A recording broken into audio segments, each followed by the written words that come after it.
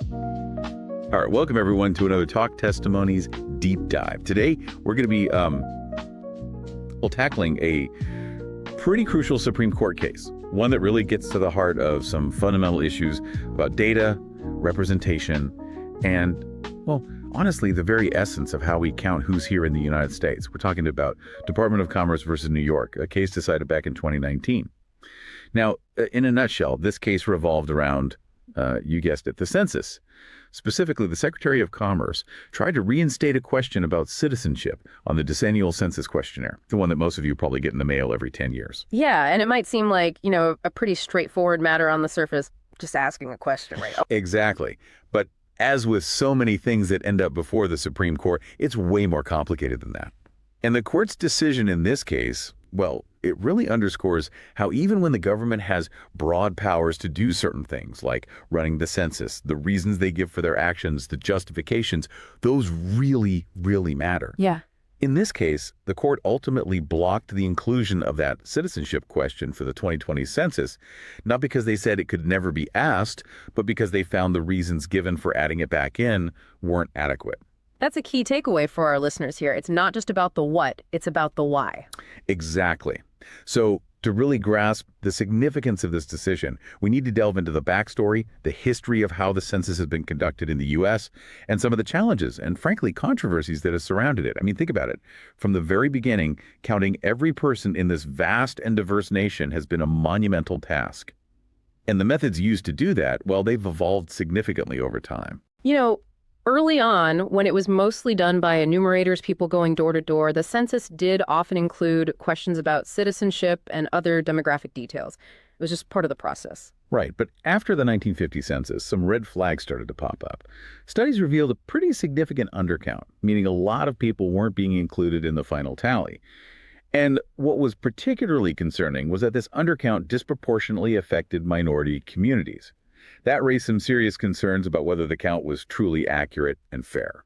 And those concerns were amplified by the fact that, well, the census has huge implications. I mean, we're talking about political representation, how many seats each state gets in Congress, and the allocation of federal funding for all sorts of things, from schools to infrastructure to social programs, getting the count right, making sure everyone's included. It's not just an abstract statistical exercise. It has real-world consequences for people's lives. Absolutely. So, as you might imagine, that realization about the undercount really pushed the Census Bureau to find ways to improve accuracy. They started experimenting with things like statistical sampling, trying to get a more representative picture of the population. And then in 1970, there was a major shift in how the census was conducted. The Bureau moved towards relying primarily on mail-in questionnaires, which is the system most of us are familiar with today. Right, those forms that show up in our mailboxes every 10 years. And it's important to note here that the short form questionnaire, the one that went out to most households, did not include a question about citizenship status. Now, there was a longer form sent to a smaller sample of the population that did ask about citizenship, but the vast majority of people weren't getting that longer form. And later on, the American Community Survey, or ACS, was introduced. That survey, which is ongoing, also includes a citizenship question, but it only goes out to a relatively small percentage of the population each year. So for decades leading up to this case, the standard census form, the one that most Americans would have interacted with, didn't ask about citizenship. So that context really highlights how significant it was when the Secretary of Commerce decided to try and reinstate that question on the short form for the 2020 census. And to be fair, they did provide a justification for this move. They argued that they needed better citizenship data to help enforce the Voting Rights Act, specifically in relation to something called the Citizen Voting Age Population, or CVA. So in essence, their argument was that they needed more precise data on citizenship directly from the census itself, rather than relying on estimates from other sources like the ACS to make sure they could effectively enforce the Voting Rights Act. Right. Now, you might be wondering, what exactly is the CVF, the Citizen Voting Age Population? Why is it so important? Well, it's basically a measure of the number of citizens who are eligible to vote in a given area. And this figure, the CVAP, it's used to assess whether there might be any violations of voting rights based on the citizenship status of the voting age population. Mm-hmm. So the government was saying, look, we need this data to make sure that everyone's right to vote is protected. And that's a legitimate goal, no question about it. But the question was, Did they really need to add this question to the census to get that data? Couldn't they get it from other sources? Right, and that's where the legal challenges came in. When this decision was made, a number of states, led by New York, sued to block it. And eventually, the case made its way all the way up to the Supreme Court. And this is where it gets really fascinating, because now we have two sides presenting their arguments before the highest court in the land. The stakes were incredibly high. So let's break down those arguments. Starting with the government, what was their main line of defense? Well, they essentially said that the Secretary of Commerce was acting well within the bounds of his authority under the Census Act.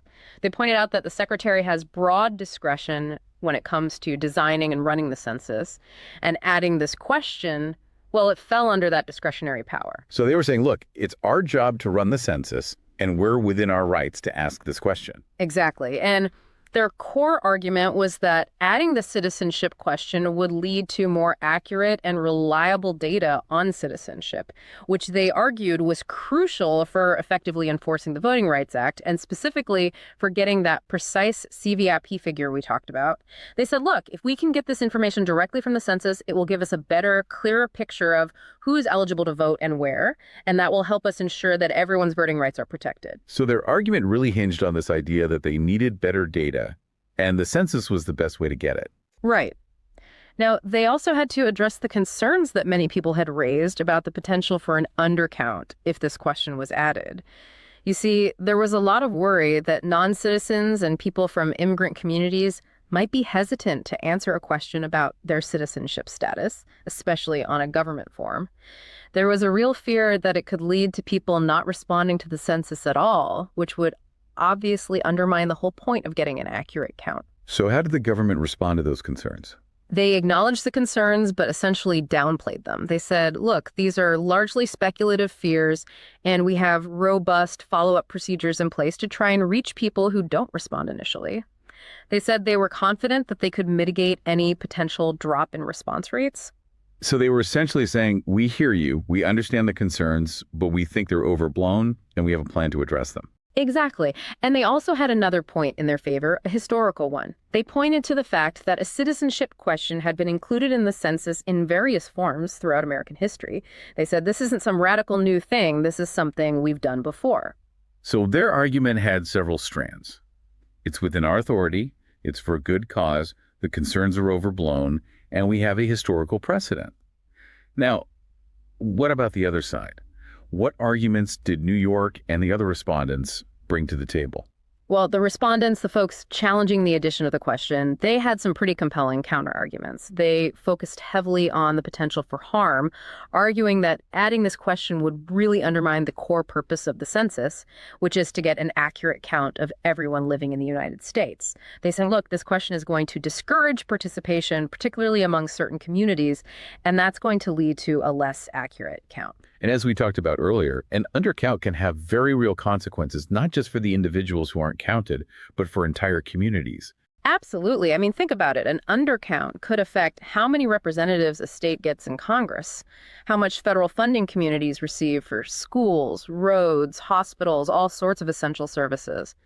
The respondents were saying, look, the potential for harm here is significant, and it outweighs any purported benefits of adding this question. So their main point was that this question would actually make the census less accurate, not more accurate, as the government was claiming. Exactly. And they went even further, arguing that the secretary's stated reason for adding the question, that whole thing about needing better data for Voting Rights Act enforcement, well, they said that wasn't the real reason at all. They presented evidence suggesting that the Department of Justice, which is responsible for enforcing the Voting Rights Act, initially didn't even see a need for this question. They said it was actually the secretary himself who pushed for it, even after some resistance from within the Department of Justice. So they were basically saying the Voting Rights Act justification was a pretext, a cover story for some other unstated motive. Precisely. They were essentially accusing the government of not being completely upfront about their true reasons for wanting to ask this question. And that argument, well, it really resonated with the court. Yeah, that definitely seemed to be a turning point in the case. But the respondents didn't stop there. They brought in some pretty powerful evidence from the Census Bureau itself to back up their claims. Right. They pointed to studies that the Census Bureau had conducted, which showed that adding a citizenship question would likely result in a lower overall response rate, especially among non-citizen and Hispanic populations. And what's really interesting is that these studies even suggested that the citizenship data collected through the census, with this question added, might actually be less accurate than what could be achieved using other methods like existing administrative records and statistical modeling. So the Census Bureau's own research was being used to argue against the Secretary's decision. Exactly. And it wasn't just the research. The respondents also highlighted the fact that the career professionals within the Census Bureau, the very people who were tasked with designing and running the census, they actually recommended against adding this question because of their concerns about accuracy and response rates. They said, look, we're the experts here, and we're telling you this is a bad idea. So you have the government saying, we need this data, it's crucial, and the respondents, backed by the Census Bureau's own research and experts, saying, no, this is going to make things worse. It's a pretty stark contrast. It really is. And it all came down to how the Supreme Court would weigh these competing arguments. And that's where things get, well, legally intricate. The court, in an opinion written by Chief Justice Roberts, acknowledged that the Secretary of Commerce generally has pretty broad discretion when it comes to running the census. We said, look, we understand that Congress has given the Secretary a lot of leeway in this area, but they emphasize that this discretion isn't unlimited, especially when the Secretary provides a specific rationale for a particular action. Right. They're saying you can't just do whatever you want. If you're going to make a change, especially a significant change like this, you have to have a good reason for it. And that reason has to be clearly stated and supported by the evidence. Exactly. And in this case, the court made it clear that they were going to closely scrutinize the reasons given for trying to reinstate the citizenship question. They wanted to see if those reasons were genuine and if they held up under scrutiny. And this is where that concept of pretext that the respondents had raised really came into play. The court acknowledged that, yes, improving data on the citizen voting age population for the purpose of enforcing the Voting Rights Act, that's a permissible goal. No one's arguing against that. Right. The court wasn't saying that's a bad reason to want this data. Exactly. But they found that the evidence in the administrative record, all the documentation and internal communications leading up to this decision, that evidence simply didn't support the idea that this was the genuine driving force behind the Secretary's decision.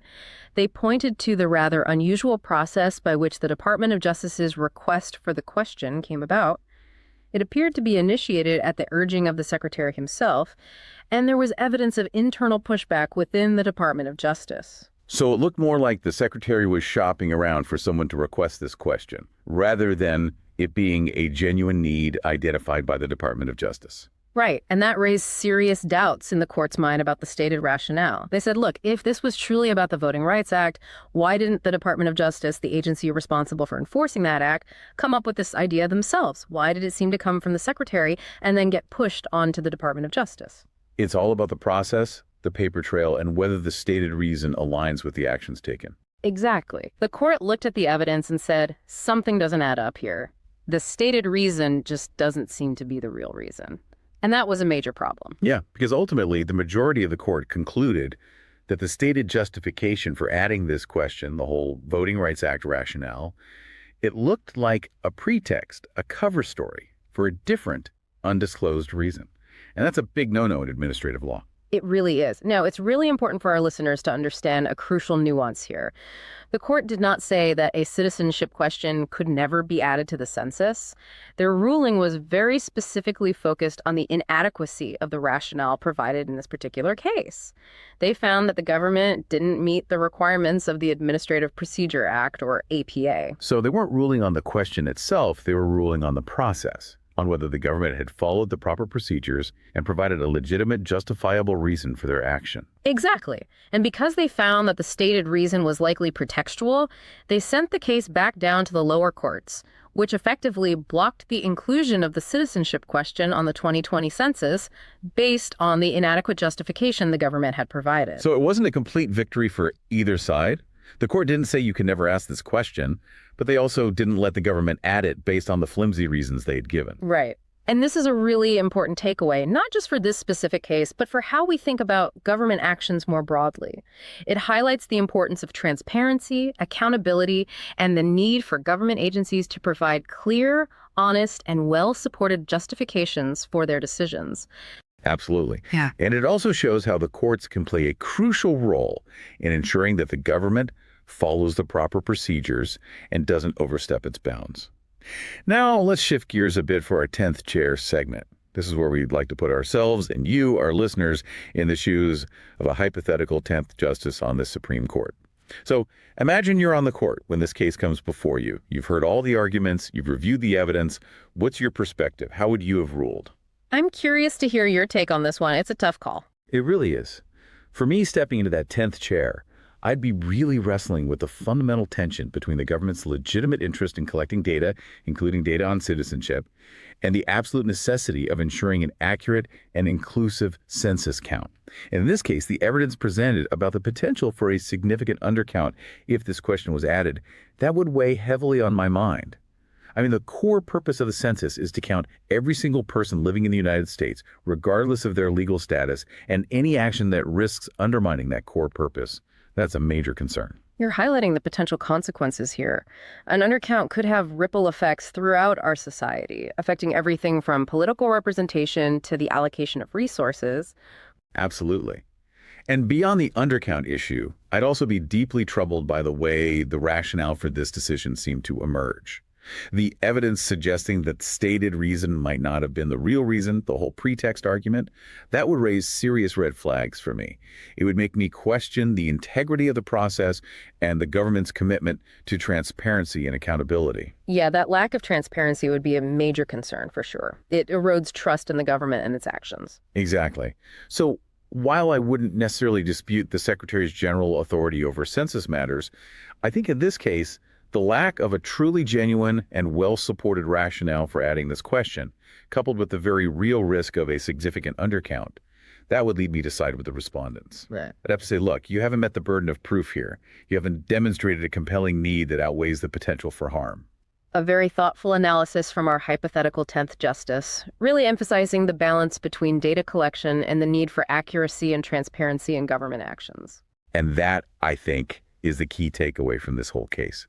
It's not just about whether the government can collect certain data. It's about why they're collecting it, how they're going about it, and whether they've provided a clear and convincing justification for their actions. Well said. And that wraps up our deep dive into Department of Commerce versus New York. It's a case with a lot of layers, touching on some really fundamental aspects of our democracy. It really is. And we hope this deep dive has given you a better understanding of those layers and the complex issues at play. We encourage you to keep thinking about the role of the census, the importance of data, and the need for transparency and accountability in government. Thanks for joining us. Until next time, stay curious.